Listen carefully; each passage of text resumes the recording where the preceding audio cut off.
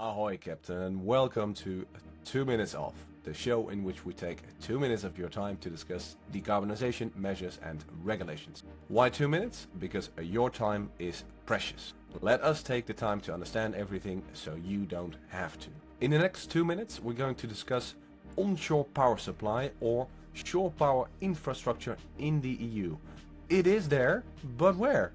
Where are the available installations, at what voltage and frequencies, and most importantly, at what price? What are you going to pay for these installations, at which places and ports? Data on this was never easy to find, if not impossible, until now. We've built a database with onshore power supply or shore power infrastructure in the EU with prices where available. Let's have a look.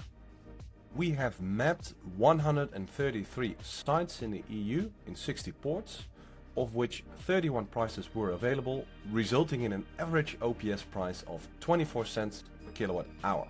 If you include low voltage connections, the picture gets muddied because sometimes they have way different pricing structures for these different types of connections. Our focus is high voltage shore connection systems like such. Geographically, a lot of connections are in the northwest of Europe, or at least these are most publicly available, and prices indications there are also slightly better. All the prices and more, everything in the database, can be found here and is downloadable for yearly members and premium users in order for your own analysis. All the assumptions we made to make this database are explained in the guide.